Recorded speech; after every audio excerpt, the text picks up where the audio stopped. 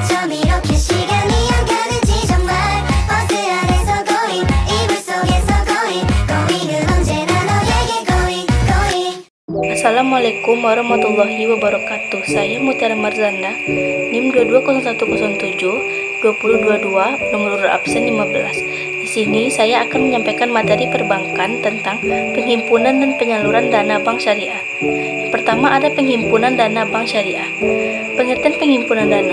Penghimpunan dana di bank syariah ini dapat berbentuk giro, tabungan, bahkan deposito. Prinsip operasional syariah yang diterapkan dalam penghimpunan dana masyarakat adalah prinsip wadiah atau mudharabah. Yang kedua, ada prinsip wadiah. Pengertian wadiah.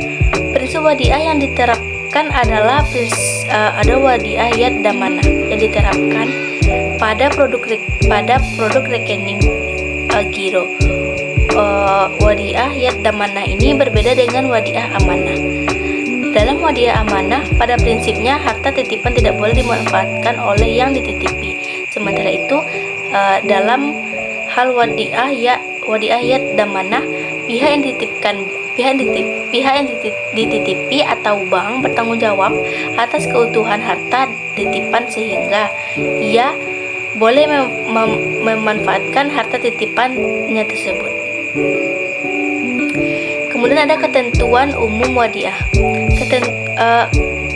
Keuntungan atau kerugian dari penyaluran dana menjadi hak milik atau ditanggung bank,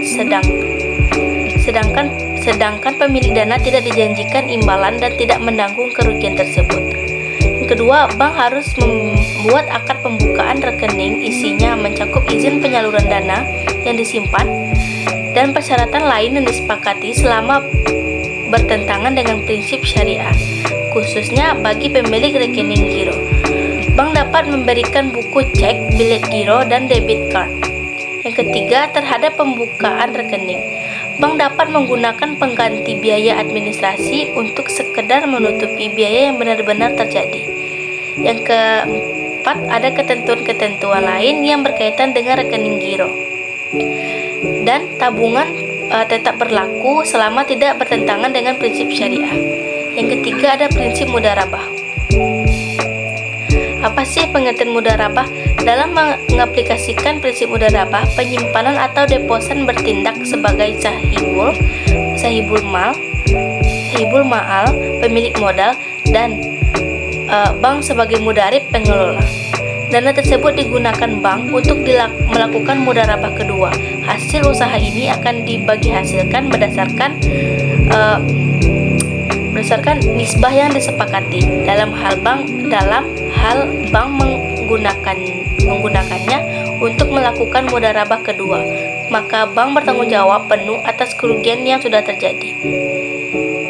Selanjutnya ada rukun mudharabah. Rukun mudharabah ini terpenuhi semua ada mudharib ada. Pemilik dana, ada usaha yang dibagi hasilkan, ada nisbah, dan ada ijab kabul. Prinsip mudharabah ini diaplikasikan pada produk tabungan berjangka dari deposito berjangka. Yang B ada dua prinsip dari mudharabah. Yang pertama ada mudharabah mutlaqah. Pengertiannya, dalam prinsip ini tidak ada pembatasan bagi bank dalam menggunakan dana yang mereka himpun. Nasabah tidak memberikan persyaratan apapun kepada bank kepada bisnis apa dana yang disimpannya itu hendak disalurkan, atau menetapkan penggunaan akad-akad tertentu, atau mensyaratkan dananya diperuntukkan bagi nasabah tertentu. Kemudian ada ketentuan umum. Bank wajib memberitahukan kepada pemilik mengenai nisbah dan tata cara pemberitahuan keuntungan dan atau pembagian keuntungan secara risiko yang dapat ditimbulkan dari penyimpanan dana apabila telah tercapai kesepakatan. Maka hal tersebut harus dicantumkan dalam akad. Selanjutnya, untuk tabungan mudharabah, bank dapat memberikan buku tabungan sebagai bukti penyimpanan serta kartu ATM dan kartu penarikan lainnya kepada si penabung. Tabungan mudharabah dapat diambil setiap saat oleh penabung sesuai dengan perjanjian yang sudah mereka sepakati. Deposito mudharabah hanya dapat dicairkan sesuai jangka waktu yang telah disepakati. Ketentuan-ketentuan lain yang berkaitan dengan tabungan dan deposito tetap berlaku sepanjang tidak bertentangan dengan prinsip syariah. Yang kedua, ada mudharabah mutlaqah. Jenis mudharabah ini berupa simpanan khusus di mana pemilik dana dapat menetapkan syarat-syarat tertentu yang harus dipatuhi oleh pihak bank. Misalnya disyaratkan digunakan untuk bisnis yang sudah bisnis tertentu, atau disyaratkan digunakan dengan akad tertentu, atau disyaratkan digunakan untuk nasabah tertentu. Kemudian ada karakteristik simpanan mudharabah muqayyadah. Yang pertama, pemilik dana wajib menetapkan syarat-syarat tertentu yang harus diikuti oleh bank. Yang kedua, bank wajib memberitahukan kepada pemilik dana mengenai nisbah dan tata cara pemberitahuan keuntungan dan atau pembagian keuntungan secara risiko yang dapat ditimbulkan dari penyimpanan dana. Yang ketiga, sebagai tanda bukti simpanan, bank menerbitkan bukti simpanan khusus.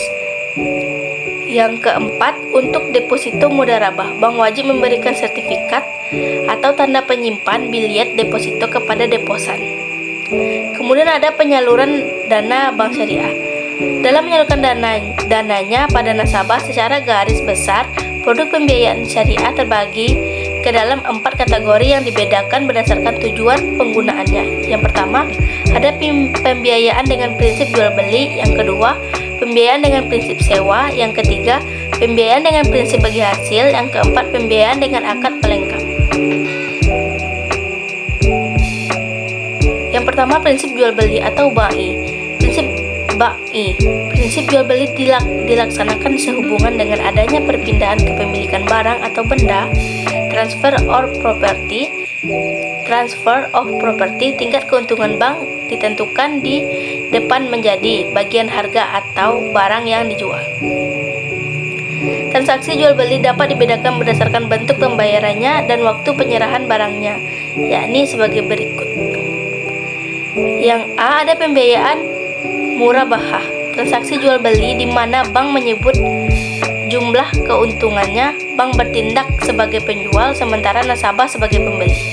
Harga jual adalah harga beli bank dari pemasok ditambah dengan keuntungan atau margin. Yang B, ada pembiayaan salam.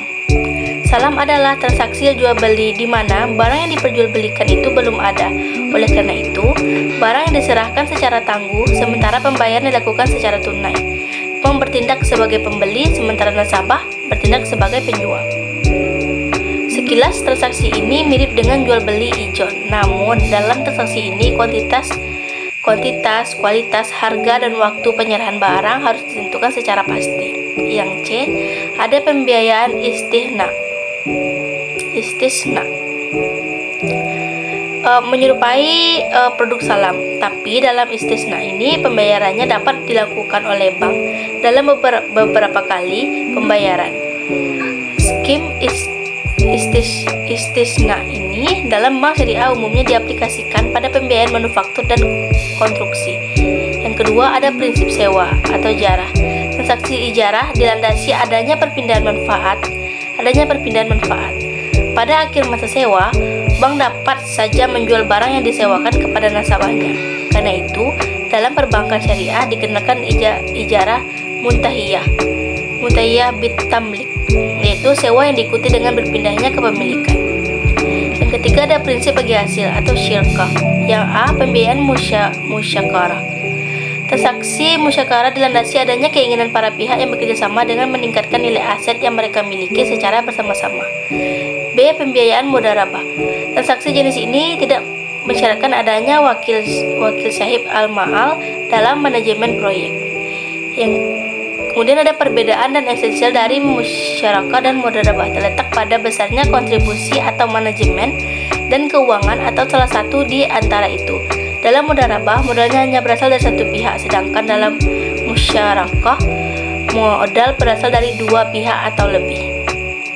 Sekian, terima kasih. Assalamualaikum warahmatullahi wabarakatuh.